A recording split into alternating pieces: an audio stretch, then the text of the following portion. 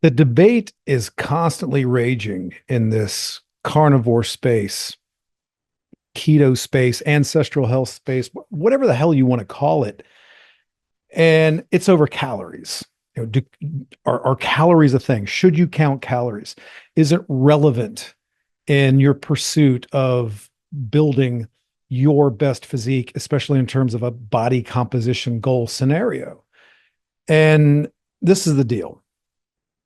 Uh, we live in a culture where for many, many years, one has used the caloric model to determine a certain volume of energy intake versus energy output to formulate a particular, number goal on paper, a trackable metric that they can use to determine the amount of intake relative to the amount of output that is required in order to either lose body fat or gain lean mass.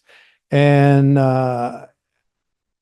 it's important to also notate that the rule still applies that if the overriding goal is to put on lean muscle, you're going to need to be in an energy surplus, albeit slight. It doesn't have to be massive, but you will need to be in somewhat of an energy surplus and overnourish your body to a degree to create the metabolic environment to add muscle. And you need that amount of energy to support new tissue growth and keep it there. It's also inevitable that as you go through a period of time of trying to gain lean mass, there will come a time where all of us want to show the fruits of our labor and lean out to a degree and show the physique that we've built through strength training and cardiovascular pursuits and all the things that go along with our training endeavors to reveal the body that we want to reveal. And it's also important to notate that it's also very inevitable that when you go into a slight energy deficit, you will lose some of that lean mass to a degree. However, if done properly, the amount of lean mass doesn't have to be very much. And we want the overwhelming amount of the weight that comes off of us to be stored body fat. So, with that, sometimes it's good in this culture that we live in today, with all of the modern temptations and all the variables that are at play, to come up with a system of tracking a valuable metric that we can follow to determine if, in fact, the adjustments that we make are conducive to us achieving whatever goal it is at the time. I've said many, many times, you're either gaining or you're cutting. So you need to choose the goal and then act accordingly. Listen, there are those out there that will say, all you got to do is just eat meat and eggs, whatever. Some will even say, just eat meat and vegetables, and you will inevitably get lean. You can't screw this up. You don't have to track anything. And that's just categorically untrue. I have a client who abandoned the standard American diet, abandoned processed foods of all kinds, and went to a very meat heavy diet. And he gained 30 pounds because his addiction to sugar and carbohydrate and hyperpalatable foods that combine both fat and carbs, think pizza, ice cream, whatever, got him into this mess. However, when he started eating just meat, there still was an addictive nature, lying within, and he traded the addiction of excess sugar and excess processed foods for copious amounts of dietary fat and ate that to the point, for him, what in his addictive mindset was satiety, and ended up putting on a bunch of weight. So we had to set some number parameters for him and change the division of macros to a degree to get him to finally start freeing up stored body fat and not consuming too much exogenous fat. Everybody's different. Sure, you have those outliers out there that can just eat a bunch of meat, No rhyme or reason. They have wonderful satiety signaling. They know when they've had enough. They know when to push the food away, and they get some good results with that. But at the end of the day, when you're trying to get to, for a man, if you're trying to get down to 10% body fat, for example, there's going to have to be a period of time where you reduce that energy source for most people. So when you reduce that energy source, whether that energy is coming from fat or coming from carbohydrate, whatever your dominant energy source is, in order for your body to start freeing up stored body fat, there needs to be the reduction or absence of the energy component to convince your body that it needs to start freeing up its own fat, and burning that away to make up the difference. So, for the vast number of people that I've worked with, there needs to be a system put in place because, once again, of the cultural temptations that lie around us 24/7. It's not, we're not living in a culture, like we did hundreds of years ago, where all we had to do was get up, grab our spear, grab our pouch, go out, kill something, bring it back, and kill it, grill it, eat it, and then hang out by the fire and then go to bed tomorrow, wake up, rinse, repeat, and do it all over again. And living within a world that didn't have the shit storm of food out there that we have now tempting us at every turn. So within all of that, and with that said, sometimes it's very, very helpful to determine just how much energy we are taking in, how much protein and building blocks we're taking in to elicit the desired response, to keep the machinery freeing up the stored body fat, having enough amino acids and protein to sustain what levels of lean muscle mass we have to the greatest amount that we have. And, we still use the caloric model to do this.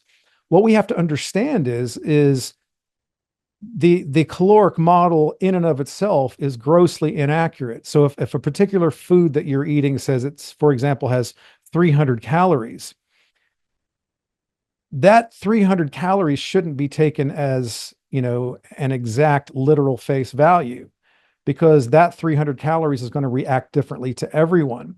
Just like if you get on a treadmill, for example, and you walk for 30 minutes and it says you burned X number amount of calories, that's grossly inaccurate too.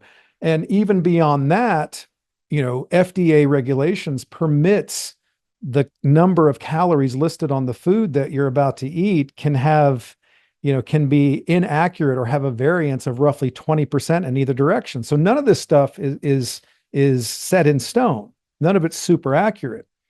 So what I do with my clients is we determine a number, grams of protein, grams of fat, maybe a little carbs, preferably around training. And then we set that number as a baseline. Whatever that number is, then we begin tracking that volume of food based on those numerical calculations of caloric intake. And then we track the progress over, say, 4 to 6 weeks. If that client has a nice, steady, even reduction of body fat over that period of time, and they appear to be sustaining as much muscle mass as possible, and they're performing well in the gym, they feel well, they sleep well, they awake refreshed, they're productive, everything seems to be moving along nicely. There's not a dramatic weight loss from, starvation or too little energy intake that is only going to set up a crash and burn kind of scenario where everything starts to shut down. So then we have a number that we can then use as a calculatable metric to keep them, moving down the road, and then we can make adjustments as we go to keep things moving along.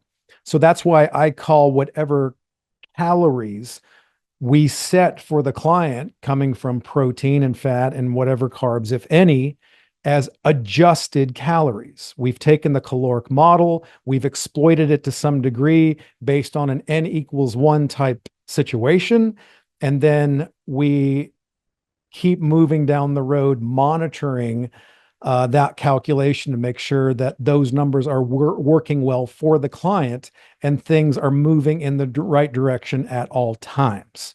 So you can definitely use the caloric model. You don't have to if using sheer volume, like weight, saying, okay, I need this many ounces or this many grams of food. And I've determined that this many ounces and grams of protein, this many ounces or grams of fat, whatever, metric you're using, you can do that too. However, it's can be far more difficult to do that for many in this fast-paced culture that we live in.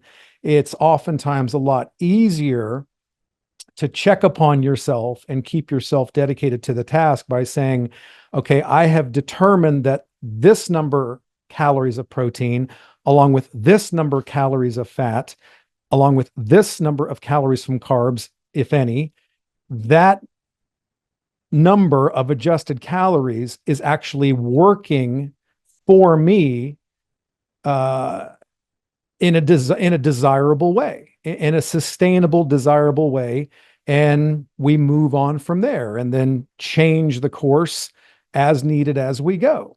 So, yes, it's okay to use calories provided you understand them and you understand that it's not just you know, this number is 100% accurate in and of itself, and these calculations apply to everyone, right out of the gate. Then as long as you understand that and understand that it's going to be a period of experimentation, then you can definitely use the caloric model to track progress.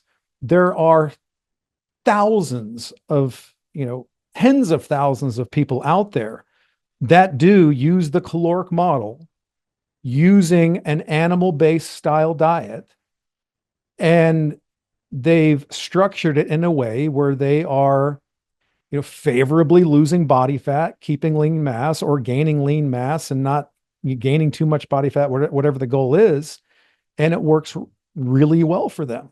You've got a legion of bodybuilders and physique competitors out there that use the caloric model and get absolutely peeled, shredded, and jacked using that model because they understand that not all calories are alike. There is a discrepancy in those numbers and they're not super accurate. So they have to test the model based on the calculations that they develop for themselves and then understand that this is an adjusted number. So it's just like numbers on a scale. I can stand on a scale and it says 190 pounds, and I may be 10% body fat and carry a decent amount of muscle mass.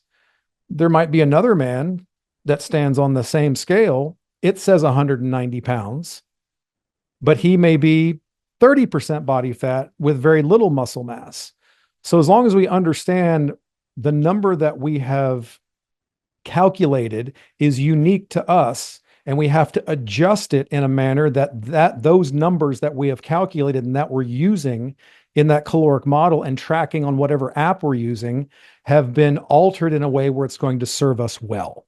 So yes, you can use the caloric model provided you understand the system and you adjust the numbers according to your unique goals and your unique genetics, your body, your metabolism, your level of output, etc. So I hope that clears some things up.